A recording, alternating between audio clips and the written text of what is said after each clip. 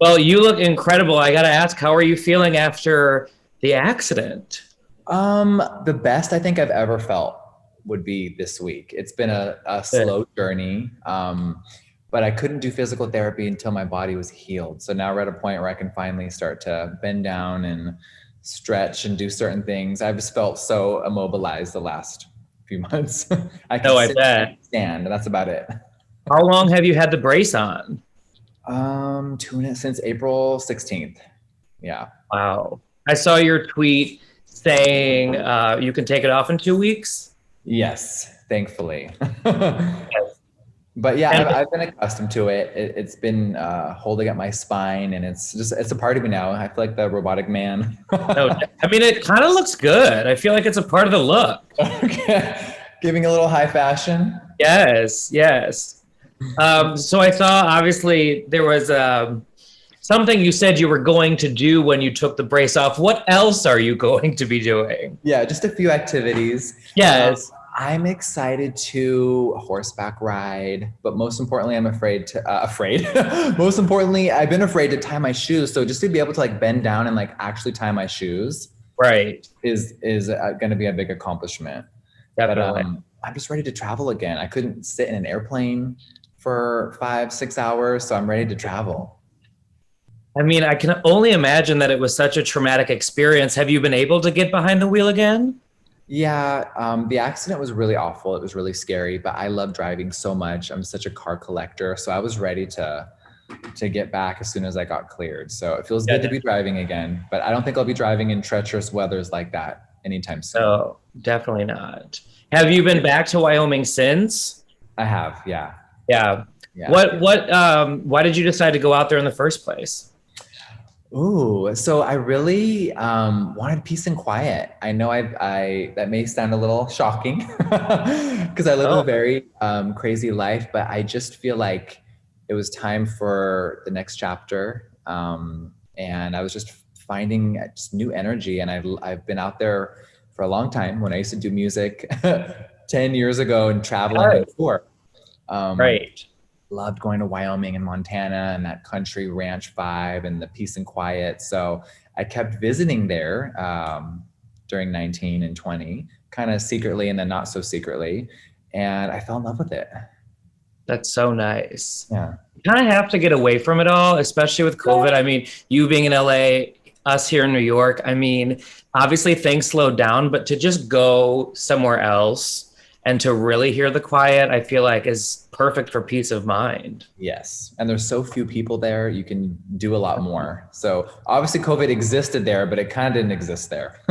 Right. I feel like before COVID, you were experiencing all these crazy online feuds, rumors, all this BS. Yeah. I have to ask about the Kanye West rumor. How crazy was that to wake up to and hear? Because when I heard it, and we haven't met before, but I was like, what?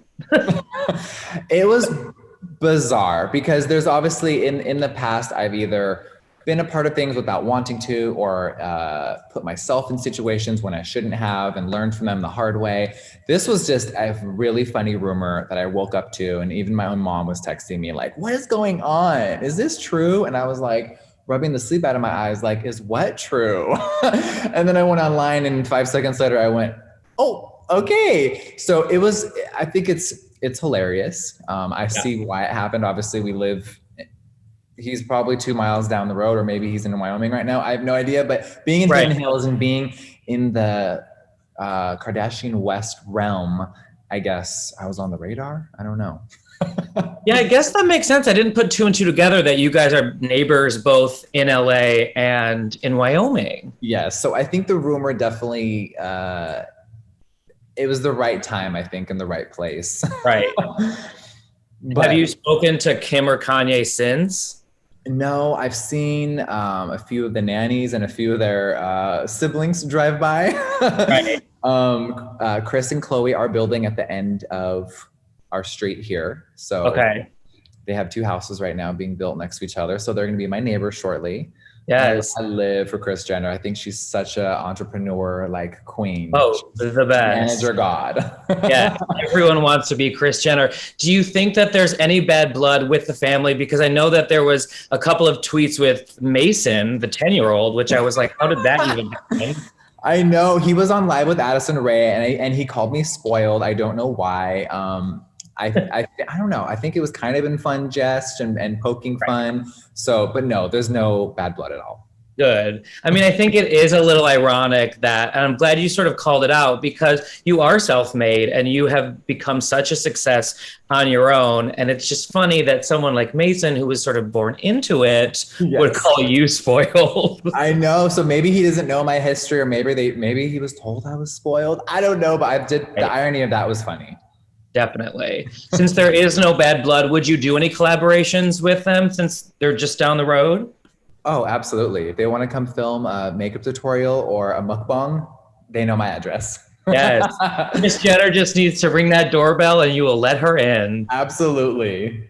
Definitely. Another person that you have a relationship with in the past was James Charles, which you have been honest about with your opinion, calling him a danger to society. Does that opinion still stand? And where does your relationship now? Honestly, we don't have a relationship. I think since all that, a lot of that drama happened, we really never spoke since. So I haven't seen him. And I just don't really know what's going on. I know that's kind of crazy, but I just kind of keep to myself and I don't really mingle in the beauty world anymore. So, yeah. Do you find that that's good for your mental health and well-being? Absolutely. I think it's totally okay to admit that my mental health last year was very low. So now that I'm in a really good place, I just kind of stay away from anything negative that I was dealing with in the past or any old friends. Yeah. Definitely. Why do you think that that started? I feel like I've observed in the past several years that, you know, the makeup moguls and the people that, you know, like yourself and James Charles and the list goes on. I feel, where did all of that drama come from? I think that when there's no handbook for any of this. So I think when so many of us are getting so many millions of new people, new views, new money, and it kind of makes people go a little crazy, including myself. So true. That's a good point. Yeah, and there's no handbook on how to deal with things. So I just think that sometimes you're just thrown into it, and I've learned so much. Definitely embarrassed by a lot of my old behavior, and I'm just happy that I'm still here. And all I want to do is inspire people. And I think that I was getting away from that message, which I was embarrassed about. So yeah. Well, I've noticed on your Twitter that you've been supportive of other, you know, makeup moguls, as it were. And I feel like that's sort of the good route to take, the more positive route to take. Oh, absolutely. I think that being an entrepreneur and coming from nothing, that's really the story, is that really anyone can do it. So I think I was kind of deterring from my message and getting caught up into a lot of stuff that I shouldn't have been caught up with. So for sure. Well, that's the perfect message this month because it's Pride. Yes, absolutely. Is that what the hair is giving us today? A little nod to Pride Month? Always, always. So we're going to see full rainbow looks every single day this month. I love it. Well, I love the Pride section on Jeffree Star Cosmetics website. Yes. I feel like it's the perfect go-to makeup for Pride. I'm actually obsessed with the Velvet Trap lipstick. Oh my God, thank you so much. All shades. Do you have a particular one that's your favorite? Listen, it's scary because I don't want to offend the other colors because there's 45, but I really love extending the olive branch. That's my new favorite. Oh, why is that? It's just a weird color. I think I like to make weird stuff popular. So if there's a shade that's maybe a little unconventional, it's just such a weird olive nude. And it's become one of the top sellers. So I'm excited to see people wear it.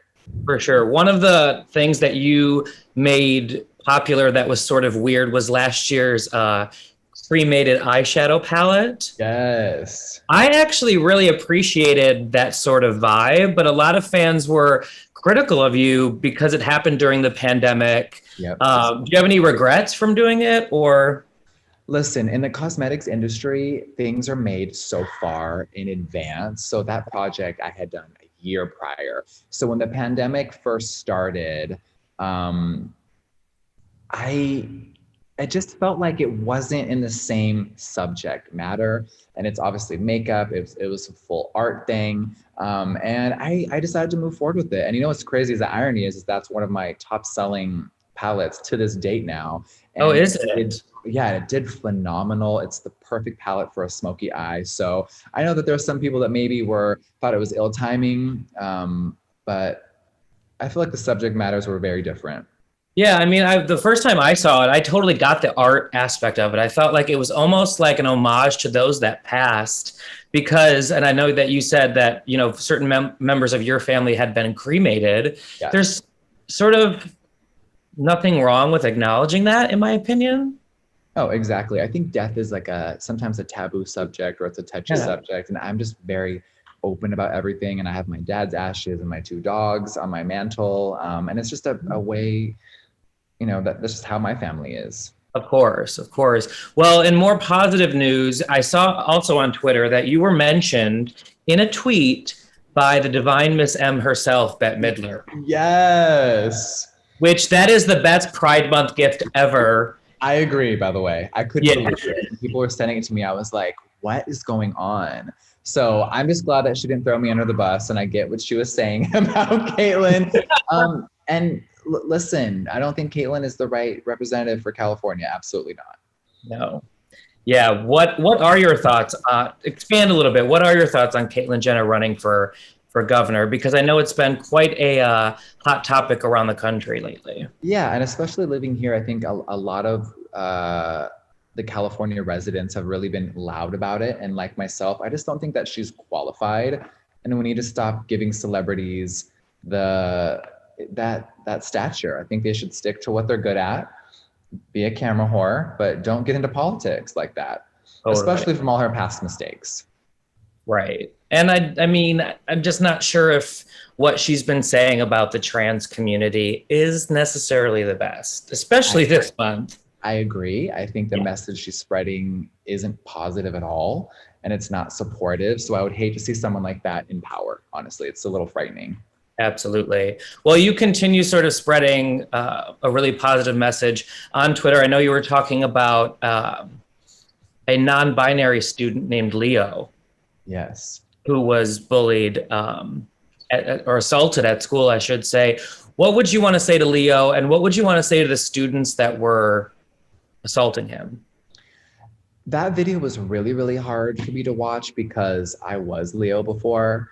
I've been jumped by 4 guys at the same time before because of my sexuality. So it brought back so many awful memories. And not that this is about me, but it was really scary and awful to see that. So I felt like other people needed to see how others were treated. And I can't believe that Leo had to deal with that. It's so awful. I just hope that he knows that he's surrounded by love. I know his family has shown him all the love on the internet, and there's so many people out there who support him.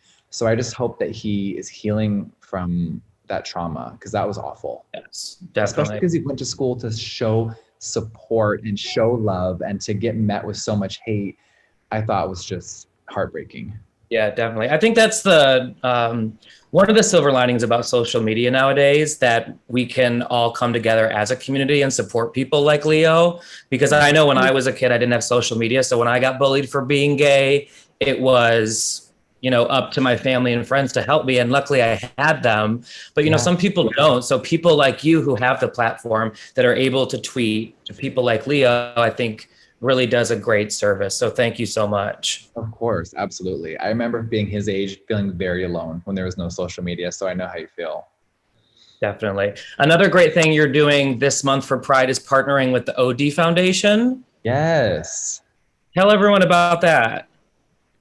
Listen, so I've done a lot of charity work in the past, and I feel like there's so many organizations that are just unseen or unheard or not as popular. And I feel like, just like in health, it's always like, donate to the Red Cross, but there's so many other people below the main ones that really need a voice and really need to be heard more. So I think the OD Foundation is amazing. They're really helping the LGBTQ community that are currently incarcerated and that have been out, just with how to handle everything, because I feel like they're so mistreated in the prison system. And people don't talk about it as much. It's, you know, there's, especially LA, we have such a huge, horrible homeless problem for the LGBTQ, which I think is important. But I think when you come out of prison, and even when you're currently in there, the mistreatment that I've seen and the things that I've watched are awful. So I think that more people really need to know about it. Absolutely, absolutely. So what does the summer hold for Jeffree Star? Now that we're sort of getting out of COVID and you're going to get the brace off, I feel like it's going to be a great summer for you. Yes. I think that there is a lot of traveling to do. I feel so weird. Before COVID, I was doing meet and greets every week. I feel like there was just always people. Right. So it's been really weird not to be able to hold and touch, someone and feel the love and meet hundreds and thousands of people. So just to be able to get back on the road again, and do makeup classes and also travel for fun. I miss sitting on an island for a few days and just taking selfies and, and sipping on a Red Bull. So there's a lot to catch up on.